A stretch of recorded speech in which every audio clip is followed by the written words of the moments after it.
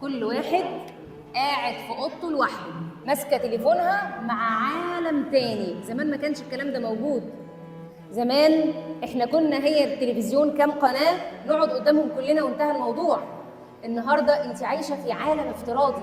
كرهتي تزوري العيله التانيه لان ممكن يقولوا لي كلام يضايقني، لكن الناس اللي على انستجرام، الناس اللي على الابلكيشن التاني والتالت ما بيضايقونيش لانك انت مش شايفاهم. لكن التواصل الحقيقي حتى لو في بعض المضايقات، بنضايق بعض ونرجع ونزعل ونتخانق ونتعاتب ونرجع، بس في تفاعل انساني حقيقي غير الوضع التاني على المواقع. انت قاعده مع شاشه، دي الحقيقه.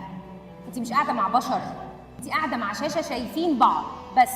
اللي بيحصل ان احنا بنتكلم ونهزر ونعمل ايموشنات معينه ونعبر، وانت قاعده مبتسمه وانت ماسكه التليفون ووشك مبتسم. الحقيقه انت مش مع ناس، انت مع شاشه.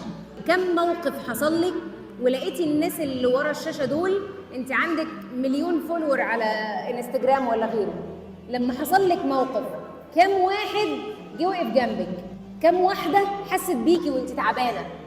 في حين الناس اللي انا قاعده معاهم في البيت وبنتخانق ونتصالح، لقيتي اللي وداكي للدكتور، لقيتي اللي اديتلك العلاج، لقيتي اللي خد باله منك وانت تعبانه. بقى فيه احساس مختلف، لان ده تفاعل انساني حقيقي، مش تفاعل من ورا الشاشه. حاله الانعزال والانفراديه خلتنا احنا دلوقتي حتى ما بين نطاق الاسر الوضع بقى مختلف. انا بعمل اللي انا عايزاه، انا حره، انا كاسره وانا كفرد.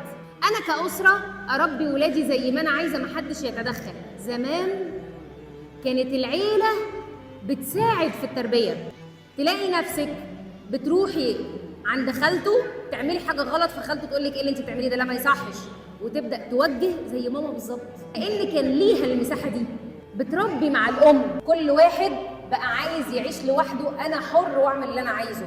فبقت الاسره هي بس اللي متحكمه في الامر، وده على قد ما هو حاجه كويسه على قد ما هو سلاح ذو حدين. الابن يروح عند خاله وعمه يعمل الحاجه الغلط، عمه ما يقدرش يتكلم معاه يقول لك لا انا ماليش دعوه، فبقى الولد يعمل اللي هو عايزه والبنت تعمل اللي هي عايزاه، لان مفيش حد بيوجه والاب والام مش موجودين 24 ساعه. لا، كان الاول الرقابه في الاسره الصغيره والعيله الكبيره، والجد والجده ليهم تدخل في حياه الولد بالاحترام والذوق.